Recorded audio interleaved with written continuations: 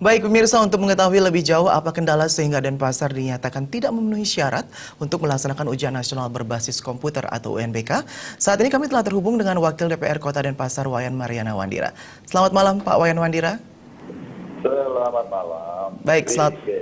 Ya, Bapak, seperti yang diberitakan ini Kota Denpasar dinyatakan tidak memenuhi syarat untuk melaksanakan UNBK, dan Pak Wayan Wandira selaku Wakil DPR Kota Denpasar menyesalkan berita ini. Yang jelas dalam hal ini, kalau kita melihat persiapan Kota Denpasar, mestinya di Bali selaku pusat kota, ibu kota provinsi, mestinya Denpasar harus lebih siap. Ya, kalau dalam hal ini, kalau melihat kenyataannya bahwa Denpasar tidak lolos dari UNBK, tentu kita sedikit menyesalkan. Ya, menyesalkan kenapa seperti itu. Yang mana dalam hal ini mestinya kota kan sudah lebih awal mendapatkan informasi tentang akan dilaksanakannya ujian nasional berbasis komputer.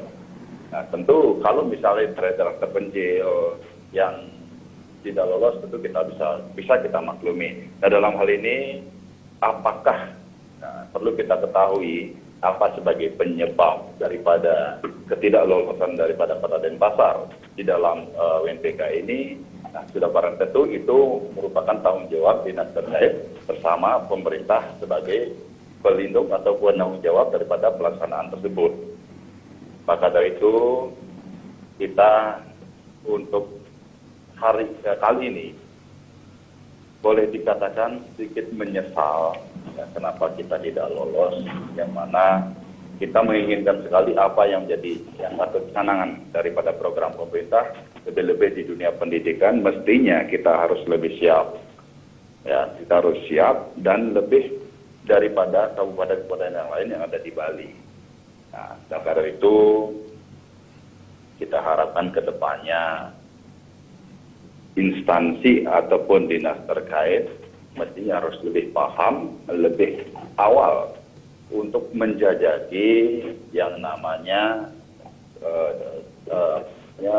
program sarana prasarana serta yang akan diterapkan kepada peserta didik. Jangan sampai ia harus mempunyai alasan, harus mempunyai argumentasi dengan sistem baru seperti ini apakah menguntungkan atau merugikan.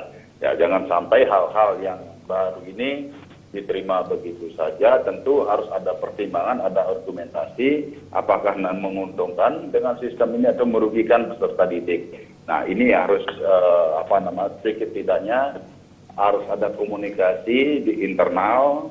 Kalau misalnya tidak bisa secara langsung, mungkin bisa disampaikan oleh Bapak Wali Kota kepada yang mencanangkan, dalam hal ini Kementerian Pendidikan di Jakarta. Kalaupun tidak, bisa kita secara bersama-sama membahasnya dengan eksekutif legislatif sebagai suatu bentuk untuk cara. Nah, seperti yang diketahui bersama Pak Wayan, seperti yang diketahui bersama, sekolah di Kota Denpasar tidak memiliki semuanya ruang dan komputer yang mencukupi untuk UNBK. Bagaimana DPR Kota mengkondisikan masalah ini bersama instansi terkait, Pak? Yang jelas dalam hal ini, ruang, sarana dan prasarana yang akan dipergunakan sebagai inti atau pokok daripada pelaksanaan UNBK ini, semestinya kan kita sudah bicarakan dari awal. Kita belum tahu pasti pencanangan daripada kapan dimulai pelaksanaan daripada UNBK ini. Kalau misalnya dari awal kita sudah tahu, mestinya pemerintah melalui dinas terkait harus ada upaya ataupun koordinasi dengan kita di bidang mungkin penganggaran untuk ruang atau pengadaan daripada sarana, tentu dalam hal ini komputer. Nah, kalau saat ini kita bicara kesiapan ataupun cara untuk menyampaikan atau menyelesaikan persoalan ini, sudah barang tentu kita sedikit terlambat ya, karena sudah dinyatakan tidak bisa atau tidak lolos untuk ikut di dalam program UNBK ini.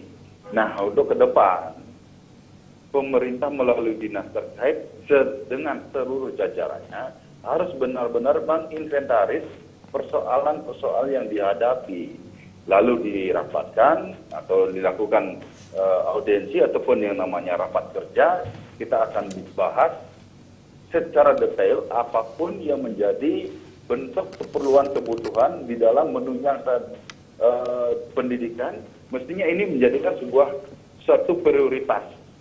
Ya, suatu prioritas. Jangan sampai anggaran yang katanya 20% atau lebih untuk anggaran pendidikan, tentu ada embel-embel lainnya. Ya, embel-embel lainnya. Nah, kita menginginkan sekali untuk idealnya memang 20% khusus untuk pendidikan dan untuk pengadaan sarana prasarana tersebut, gitu loh. Baik, Pak Wayan. Ya. Ya, baik Pak Wayan, terima kasih informasinya dan sudah bergabung bersama kami. Ya, terima Selamat kasih malam. kembali. Selamat